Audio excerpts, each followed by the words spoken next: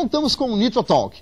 Aqui comigo, dois caras super competentes, Diógenes Antunes e Irapuã Marcondes.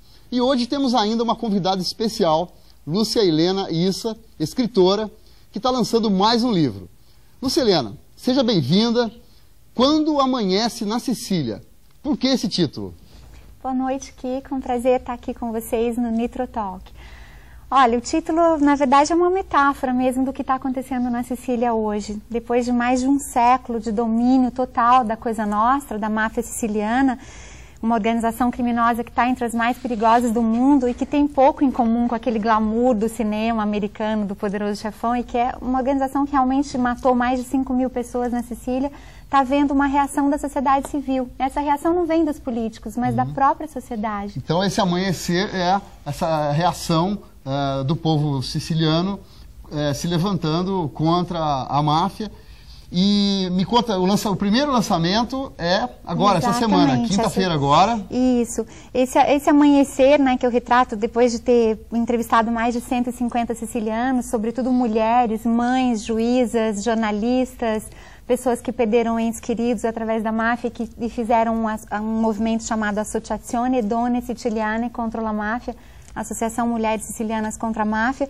Sobretudo, retratam essas mulheres e esse movimento, mas a gente vai ter 5 lançamentos em todo o Brasil, né, já confirmados: São Paulo, Rio de Janeiro, Fortaleza, Porto Alegre, Rio e Salvador, mas começando na minha terra natal e no Vale do Paraíba, querido de todos nós. E vai ser na quinta-feira agora? Na quinta-feira, dia 10, às 7h30 da noite, na Hípica de Guaratinguetá, e todos os seus telespectadores estão convidados. Tá ótimo, vamos voltar para o livro então. Deixa eu te fazer uma pergunta. Esse processo da reação do povo contra a máfia na Sicília, você acha que está no começo, no meio ou no fim?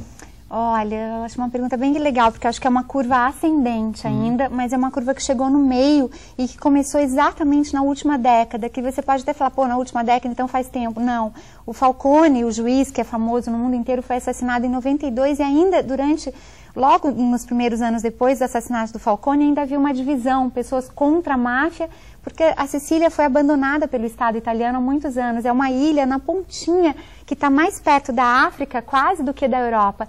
E quando o Estado abandona uma região, quem toma conta dessa região é o crime organizado. E a gente está vendo isso aqui no Brasil também, em vários lugares.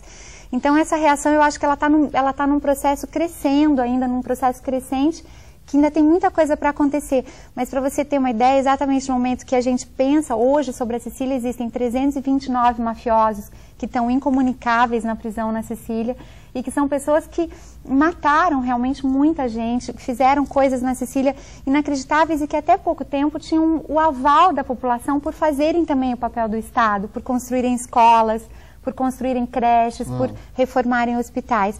E agora eu acho que ainda tem muita coisa para acontecer, só que é um exemplo que nós brasileiros poderíamos seguir com leis. E é legal, Kiko, porque assim, existem leis do parlamento siciliano que foram aprovadas só em 2007, 2008, 2009, que não são da Itália. Então a gente tem muito para celebrar na Sicília. A Sicília é uma das únicas 4 regiões autônomas da Itália que tem parlamento próprio e estatuto próprio. E ela conseguiu aprovar leis contra a máfia através desse estatuto próprio. Então é muito interessante você ver que essas aprovações, essas novas leis só vieram com a pressão da sociedade. Então tem leis da própria Sicília tentando ajudar nesse processo de extinção da máfia de lá e tentar diminuir a força do crime organizado sobre a sociedade.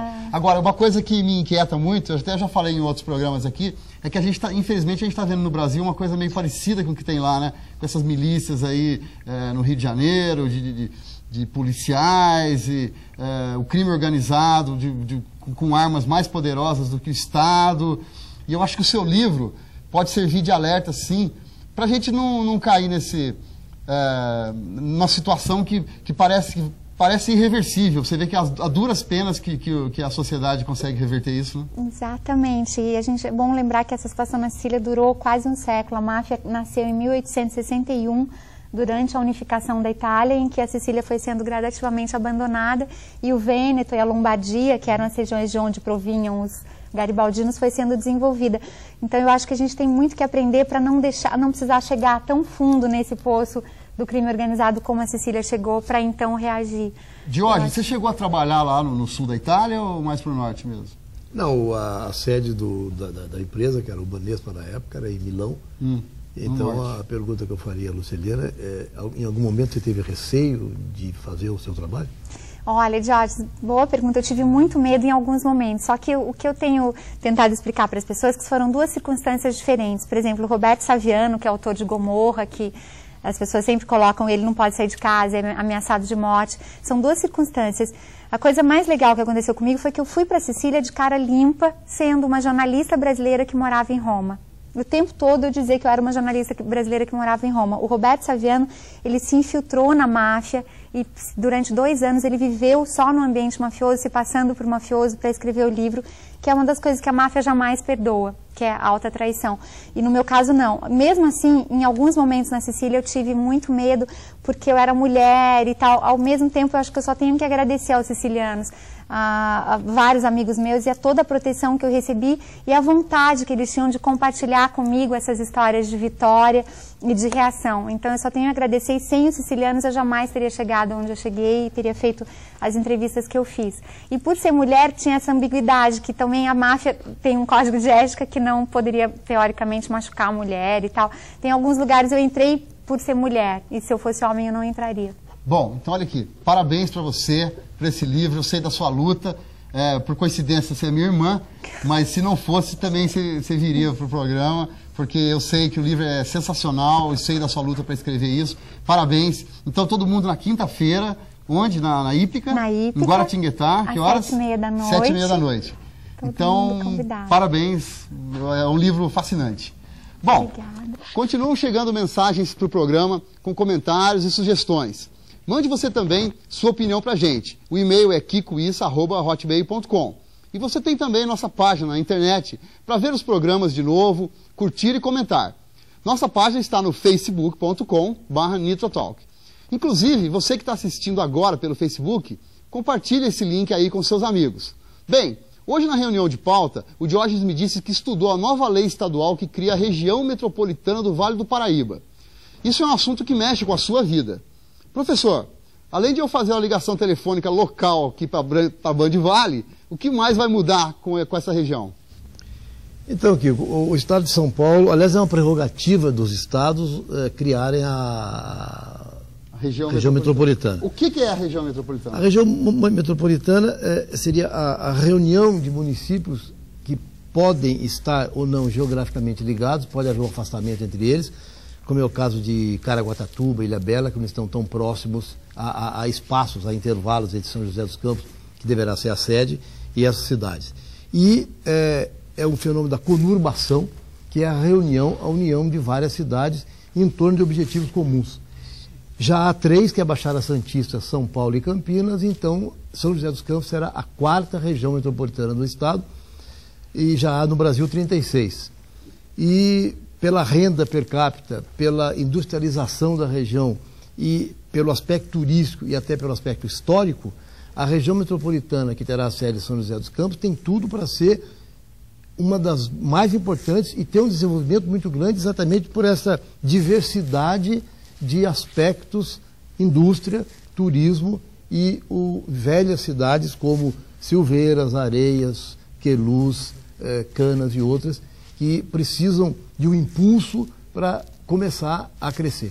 Mas é criado nesse processo um novo nível de orçamento, quer dizer, além do orçamento da cidade e do estado que está lá em cima, tem um orçamento Isso também facilita a obtenção de verbas, tanto estaduais, porque cria certos, não privilégios, mas certos direitos por ser uma região metropolitana. Tá. Então, aumentar aquele poder de decisão do que eram as 39 cidades que farão parte da nova região metropolitana, e também verbas federais.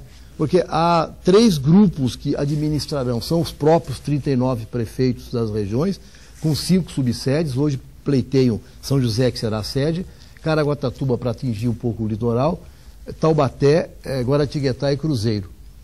Roseira, Jacareí e Pinda também pretendem ser o que chama de subsedes ou escritórios. Então, além da sede, poderá haver 5 ou 6 que são chamados ou escritórios ou subsedes. na verdade, é o sonho do CODIVAP com o orçamento, né? Exatamente. E também, além dos 39 prefeitos, há pessoas representativas da que se chama sociedade civil e também representantes do Estado, que trarão as informações de como verbas e como projetos poderão ser executados nessa nova região metropolitana. Além dessa prerrogativa, desse privilégio de poder se requisitar em verbas para projetos, ou verbas estaduais ou federais, tem alguma outra implicação tributária ou jurídica? É como se fosse uma unificação de 39 cidades sobre, por exemplo, o transporte.